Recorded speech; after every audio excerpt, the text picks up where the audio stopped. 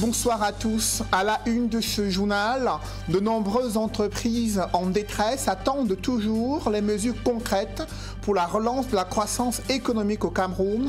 Ces différentes entreprises ont misé à nouveau sur Célestin Tawamba, réélu à la tête du JICAM pour dénoncer les lenteurs des réformes économiques au Cameroun, la pression fiscale et surtout revendiquer l'amélioration de l'environnement des affaires dans un contexte où la crise sanitaire et la crise anglophone impactent les performances des entreprises au Cameroun. Vous l'écouterez au cœur de ce journal.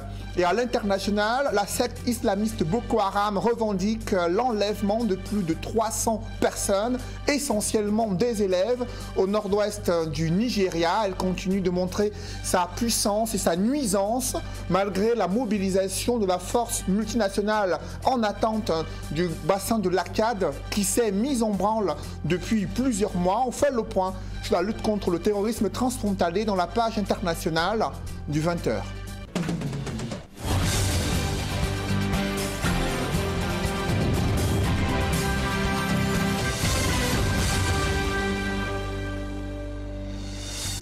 Merci de suivre cette édition complète de l'information sur Equinox Télévision.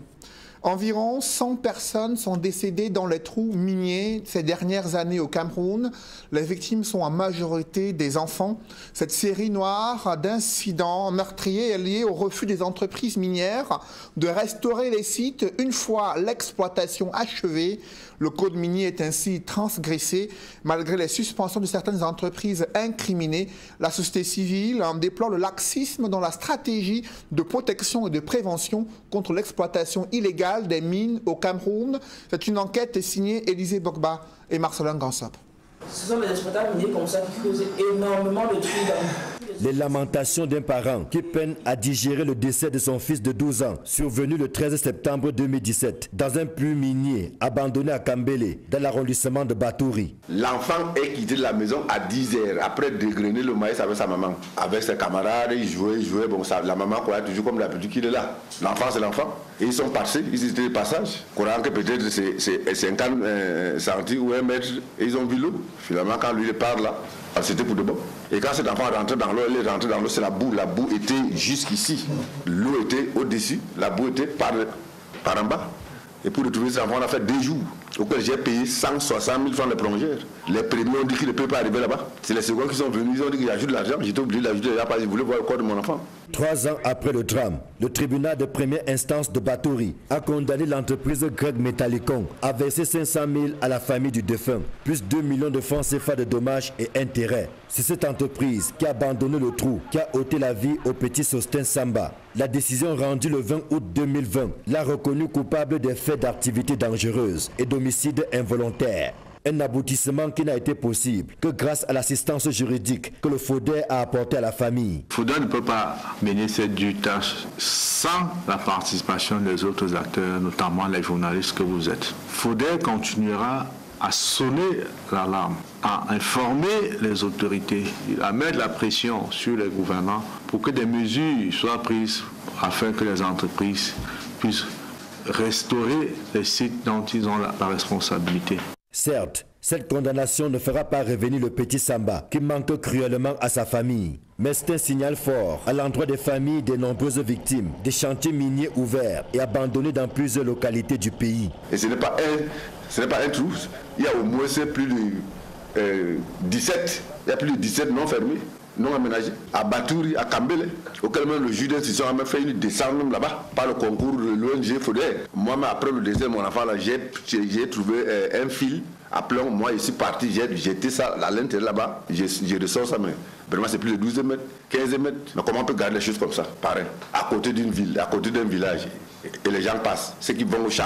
Dans le cas d'espèce, la responsabilité de l'entreprise grecque est engagée par l'article 228 du Code pénal qui traite des activités dangereuses. Celui-ci fait obligation à quiconque de prendre des précautions nécessaires pour éviter à autrui des dommages corporels pouvant résulter de son activité dangereuse. La première disposition légale qui est violée, qui est liée au décès des gens dans ce puits, c'est la non-restauration des sites après exploitation. Il faut rappeler aussi que la majorité de ces entreprises qui exploitent sans titre d'exploitation. Et donc on peut aussi dire qu'ils travaillent de manière illégale. La responsabilité de l'État est également engagée, dans la mesure où il est de son devoir régalien, en tant que garant de notre sécurité, de mettre fin aux activités dangereuses, quelles qu'elles soient. Malheureusement, le cas du jeune Samba, qui n'est pas un cas isolé, n'a pas servi de leçon jusqu'ici, puisque les mêmes activités dangereuses se poursuivent sur le terrain, au vu et au su de tous. Même à l'heure où je parle, les activités continuent là-bas.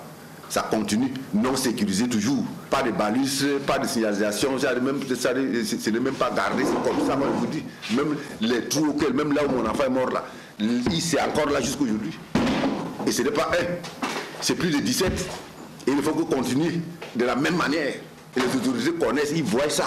Il y a un délégué département de mines là-bas, il y a un délégué régional de mines, ils sont là. Joint au téléphone, le directeur des mines au ministère de l'Industrie n'a pas souhaité s'exprimer sans l'aval de sa hiérarchie.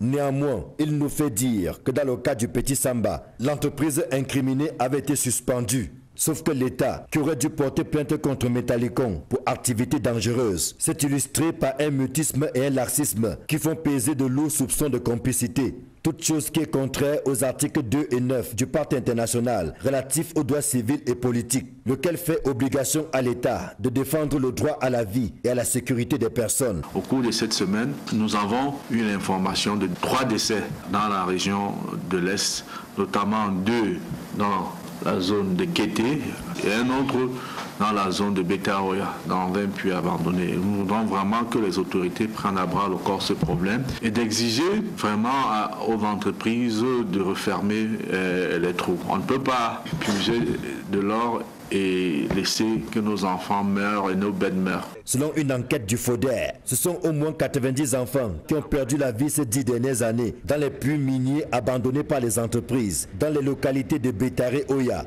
Goura et Batouri dans la région de l'Est. Il importe dès lors que les communautés riveraines des zones d'exploitation ne restent plus les bras croisés et saisissent les juridictions compétentes en cas d'incident ou d'accident.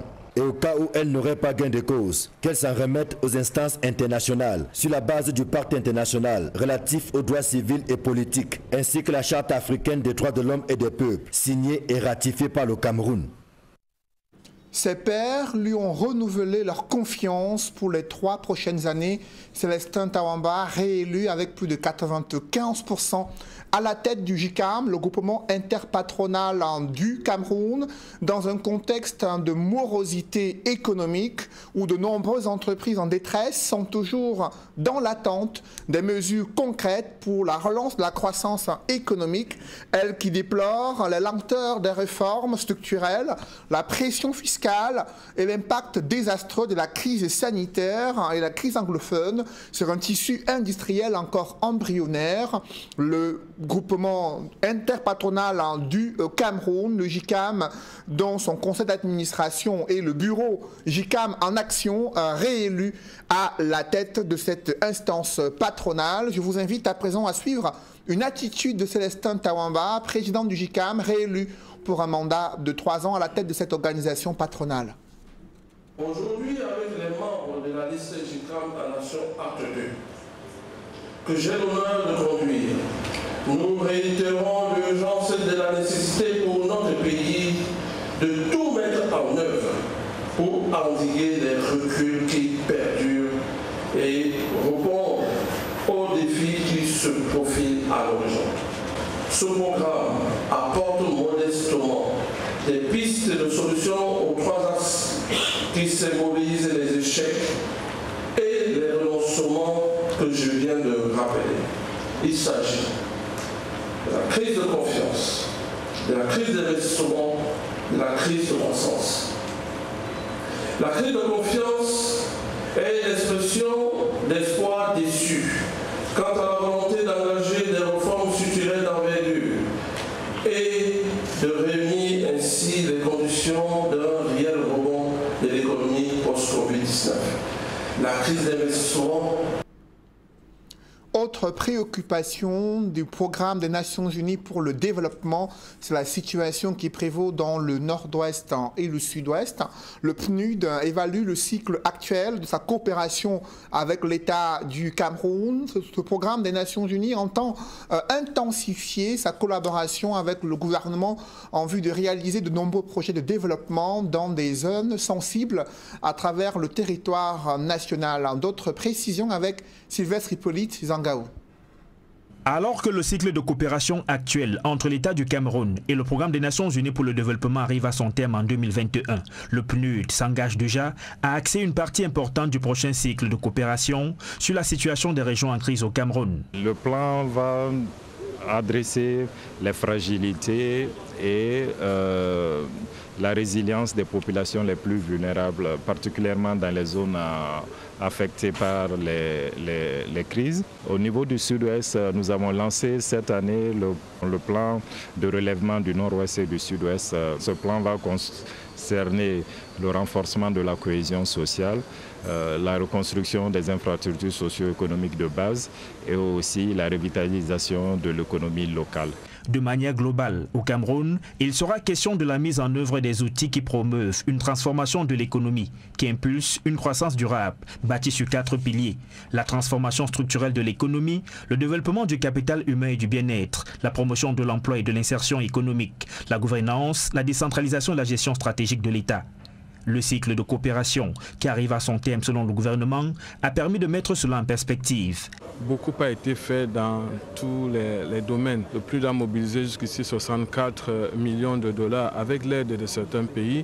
Le Cameroun lui-même a participé à s'arrimer, à travailler avec le PNUD pour que de façon cohérente, tous les domaines de compétences, n'est-ce pas, de ce cadre de coopération soit d'une façon ou d'une autre satisfait. On ne peut pas dire que la satisfaction est à 100%. Vous savez qu'entre-temps est intervenue la pandémie de la Covid-19.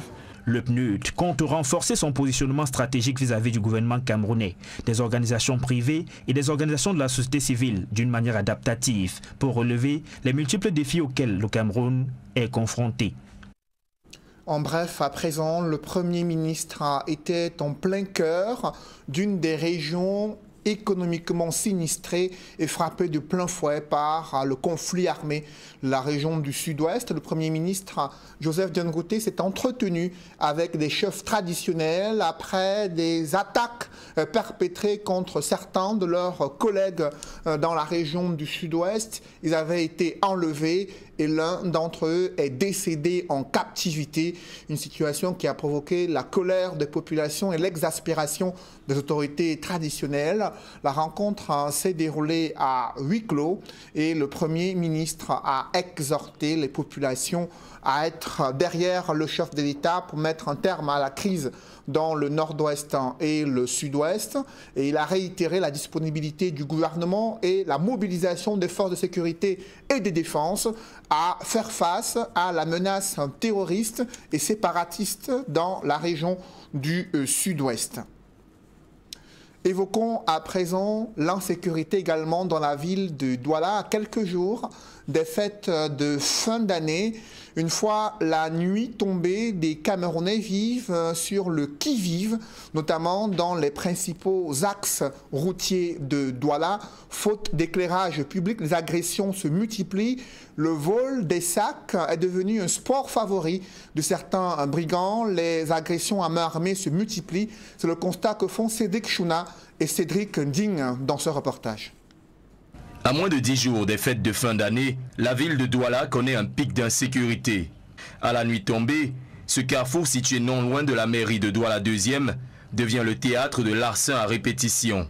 Agressions à main armée et vol de sacs à main deviennent monnaie courante. Nous vivons actuellement dans l'insécurité totale. Tout à l'heure, là, je venais de voir comment on venait d'arracher le sac de quelqu'un tout juste à côté d'un commissariat. Vous voyez que même à côté du commissariat, on n'a pas peur.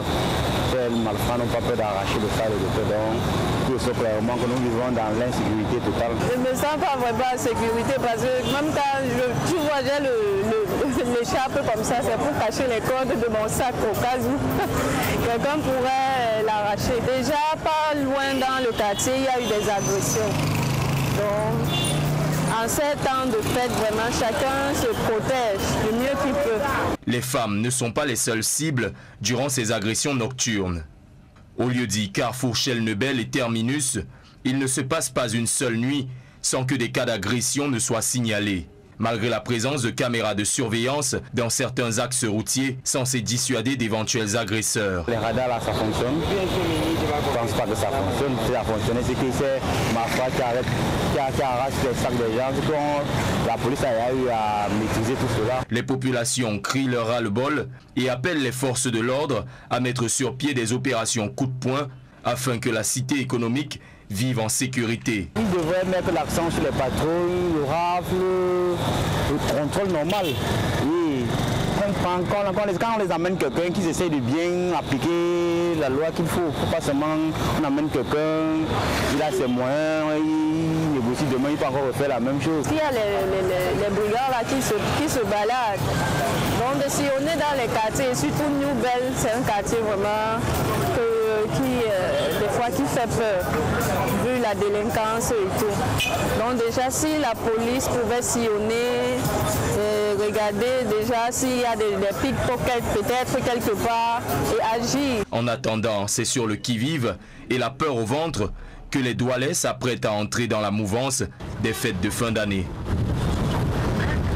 La ville de Douala brille-t-elle une fois la nuit tombée? Vous le savez, les décorations lumineuses qui annoncent le réveillon de Noël et le réveillon de fin d'année dans plusieurs artères de la ville de Douala. Ce n'est pas encore la réalité observée.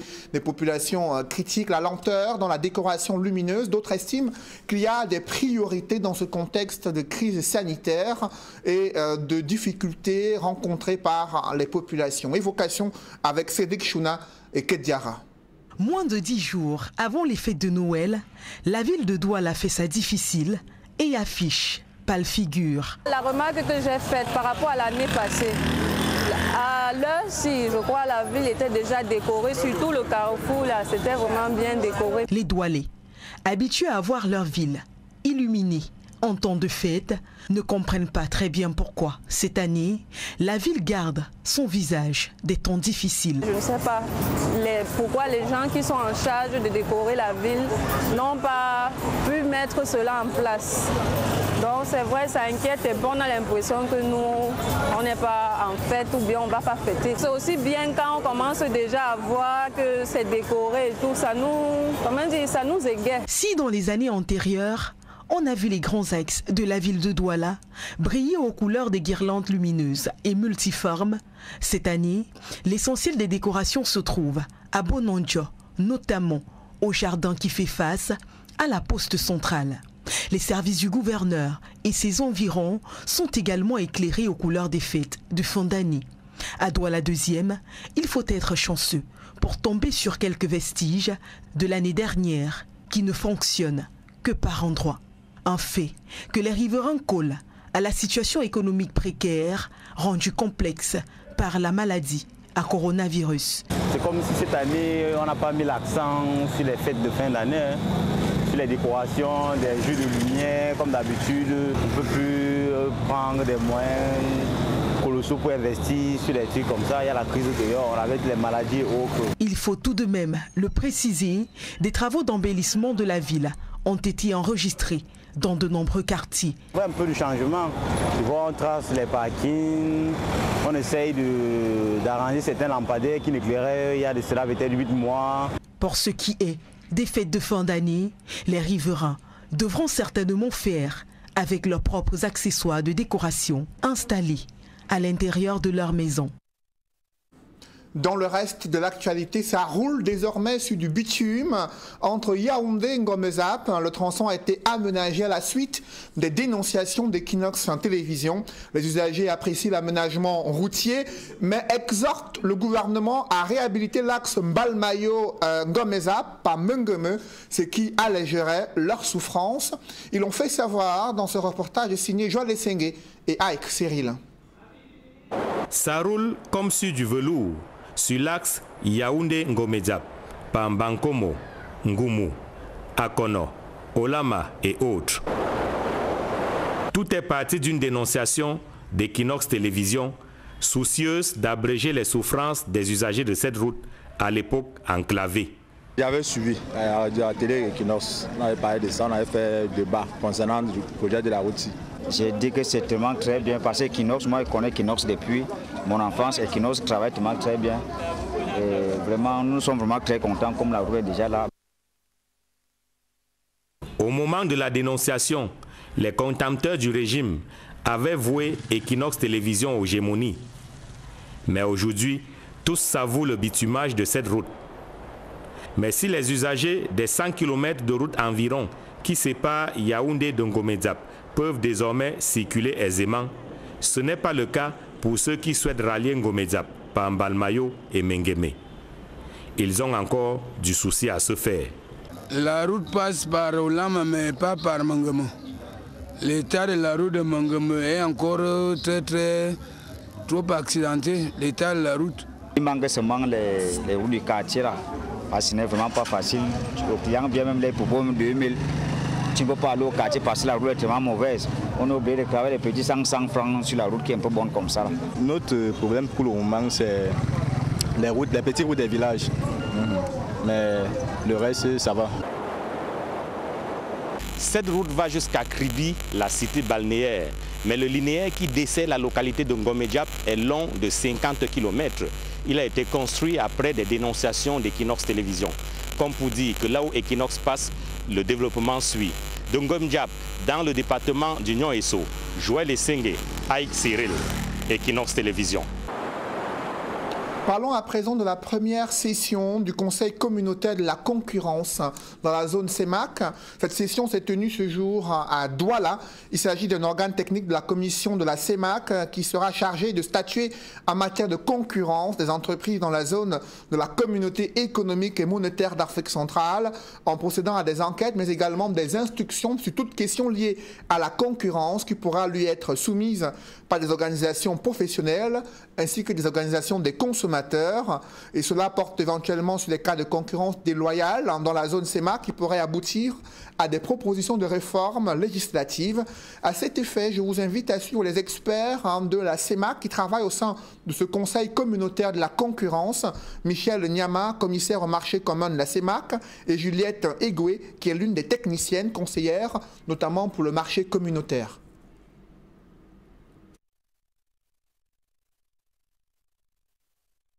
Je crois que l'information est bonne, c'est celle qui consiste à vous dire qu'enfin, la communauté économique et monétaire de l'Afrique centrale dispose désormais d'un conseil au niveau sous-régional, bien qu'un certain nombre de pays n'ont pas encore mis en place leurs comités nationaux.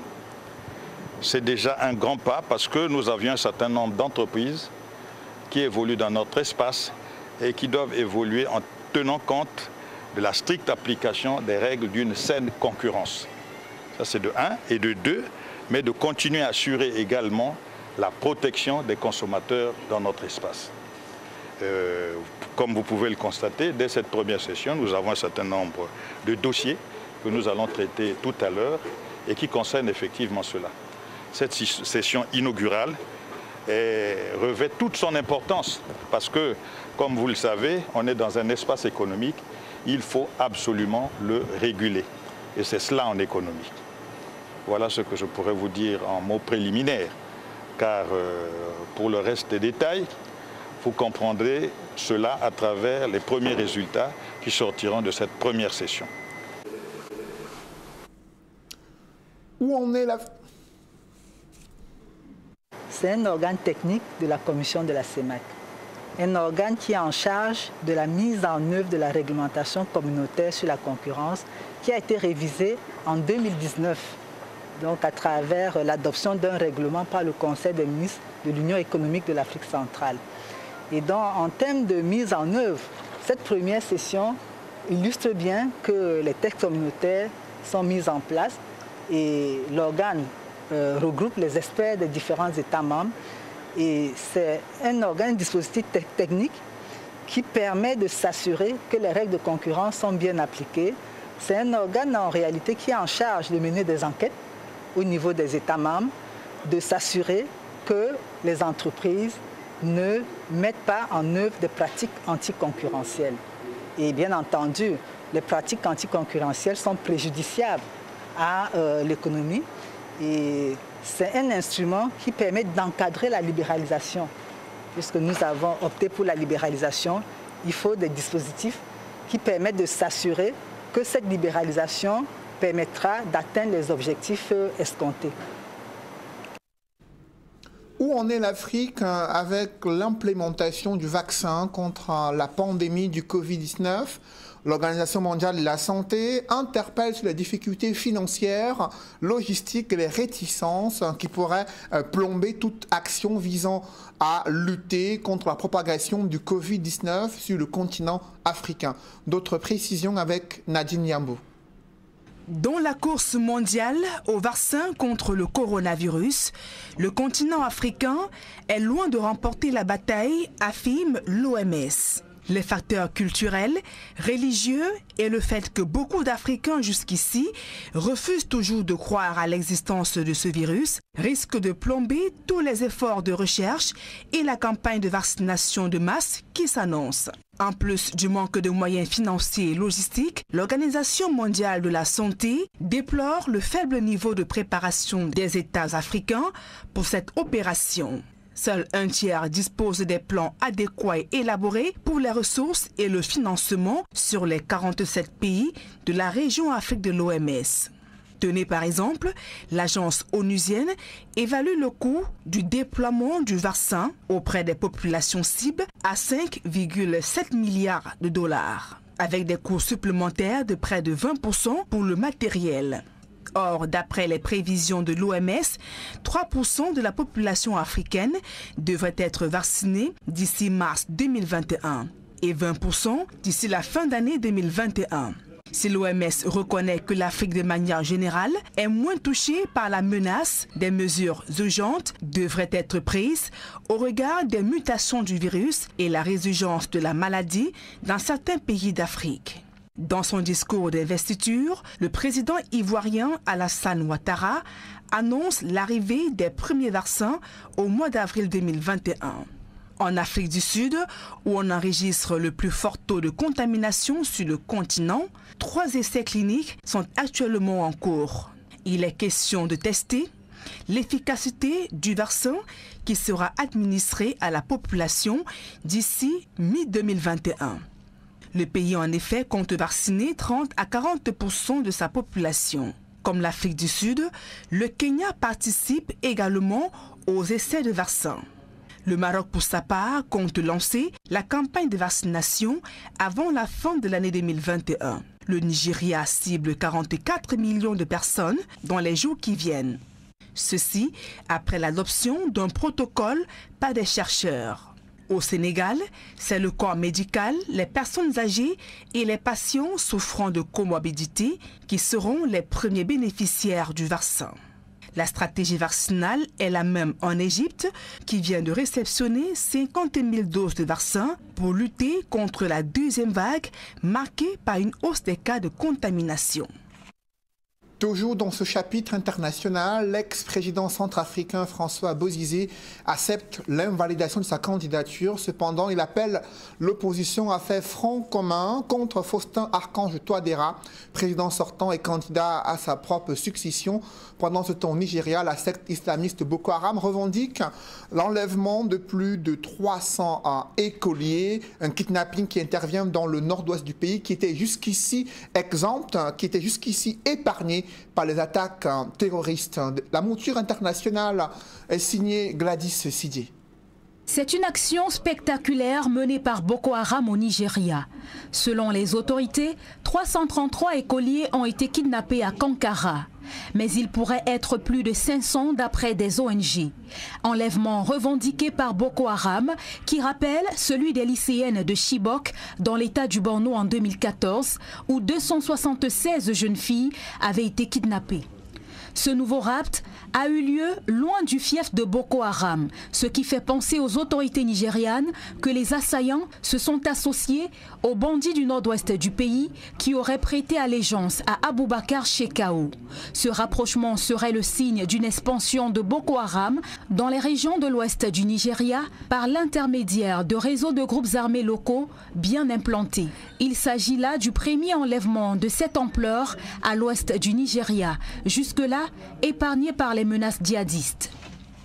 En République centrafricaine, c'est après avoir annoncé qu'il accepte l'invalidation de sa candidature à la présidentielle par la Cour constitutionnelle que François Bozizé a appelé les leaders de la coalition de l'opposition, la COD 2020, dont il est le président en exercice, à s'unir autour d'une candidature unique pour battre le président sortant, Faustin Archange Touadéra. Il donne, dans un communiqué publié le 15 décembre, les critères que le candidat du consensus devra remplir. Il suggère de choisir celui qui dispose de la base électorale la plus étendue et des moyens financiers conséquents. François Bozizé pense que la seule solution pour faire barrage au président sortant, dont l'objectif affiché est de l'emporter au premier tour face à une opposition qui évolue en rang dispersé. Sauf que cette proposition ne semble pas emballer les leaders de l'opposition. Plusieurs pensent en effet que François Bozizé peut soutenir qui il veut, mais sans imposer aux autres la conduite à tenir. Les acteurs de l'opposition centrafricaine estiment avoir déjà tranché cette question et la majorité des candidats s'oppose à la proposition de François Bozizé. Pour l'heure, la campagne électorale se poursuit en vue de l'élection le 27 décembre prochain. Un public reportage dans ce journal. Orange Cameroun continue de soutenir les établissements scolaires et les formations universitaires dans l'amélioration des cours d'apprentissage sur les nouvelles technologies de l'information et de la communication. Objectif, vulgariser les métiers du numérique et permettre aux jeunes apprenants d'avoir les outils nécessaires pour s'insérer sur le marché de l'emploi. Reportage. Signature de partenariat entre Orange Cameroun et le Collège de Paris, le leader du paiement mobile au Cameroun, dont la vision se croise avec celle de ce réseau d'universités et de grandes écoles françaises, entend promouvoir dans tous les domaines le savoir-faire du fer de lance de la nation pour une meilleure insertion professionnelle. Eh bien, l'accord que nous avons signé avec le Collège de Paris est un accord à plusieurs approches. Nous allons les aider en mettant à disposition de la technologie, en leur donnant accès aux ressources que nous avons sur certains domaines, que ce soit l'Orange Digital Center, nos équipes qui peuvent venir compléter les cursus en donnant des exemples de la vraie vie. Et en même temps, nous allons bénéficier de leur expérience pour augmenter les capacités de nos collaborateurs. Nous allons aussi travailler sur des projets de stage pour les étudiants. Orange est quand même l'opérateur de la jeunesse. Orange a Orange Pulse avec les universités, avec tous les jeunes du pays. Donc aller au-delà avec des partenariats, avec des partenaires de confiance comme le Collège de Paris nous a semblé tout à fait naturel. Le Collège de Paris se dit satisfait de ce partenariat gagnant-gagnant durant lequel ils mettront au profit des jeunes des formations de qualité liées au digital, question d'enrichir leurs compétences théoriques et techniques pour élargir au maximum leur champ d'expertise. Il est question de promouvoir non seulement l'excellence par la formation, mais également l'excellence par l'innovation. Et nous pensons que les nouvelles technologies sont un bon tableau pour expérimenter cet élément. Elle gagnera concrètement ceci que le digital, c'est la nouvelle planète. Et ils sont beaucoup plus portés vers là. Or, nous avons une expertise dans le cadre de la formation. Et Orange a également des technologies qui peuvent nous aider à y arriver plus facilement. C'est dans la même veine qu'Orange Cameroun s'est lié à l'école d'excellence en Afrique, UCAC-ICAM, un énième partenariat qui prouve davantage que l'éducation occupe une place de choix à Orange Cameroun. Alors jusqu'ici, Orange Cameroun a eu l'habitude de travailler avec un certain nombre d'écoles partenaires, mais il faut dire que nous n'avions pas véritablement de relations formelles. Donc nous avons voulu aujourd'hui, avec tous les enjeux que nous avons au niveau de la transformation et des nouveaux métiers, ce qu'on appelle les métiers d'avenir, la cybersécurité, le big data et tout ce qui concerne bien sûr toute la donnée, nous avons voulu travailler avec des écoles qui pourraient nous proposer des profils qui seraient adaptés à notre demande et bien sûr à notre stratégie pour pouvoir réaliser les ambitions que nous avons, notamment d'être opérateurs multiservices préférés des populations africaines. Une excellente opportunité pour la population de s'approprier du digital, surtout dans ce contexte où les organisations recherchent une main-d'œuvre diplômée, formée aux plus récentes évolutions. En fait, nous souhaitons vraiment nous rapprocher des entreprises pour mettre en place les process les mieux adaptés pour pouvoir accueillir des élèves ingénieurs de niveau 4e et 5e année pour vraiment parfaire leur formation et apporter à Orange déjà des compétences et des capacités pour leurs futurs besoins d'ingénieurs au sein de leur société.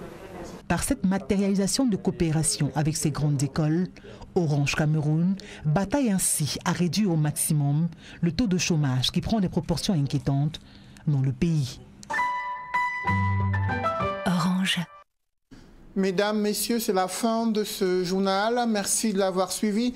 Juste après cette édition de 20h, retrouvez Serge Alain Otto et ses invités pour le débrief du journal sur le plateau d'Equinox Soir. Serge Alain. À quelques jours des fêtes de fin d'année, Douala pas suffisamment éclairé et même décoré, on va le dire ainsi. C'est donc la porte ouverte à l'insécurité, Cédric Mouffelé. D'abord, ce visage terne de la ville de Douala, une fois la nuit tombée, alors que d'aucuns s'attendaient à une décoration plus lumineuse, annonçant le réveillon de Noël.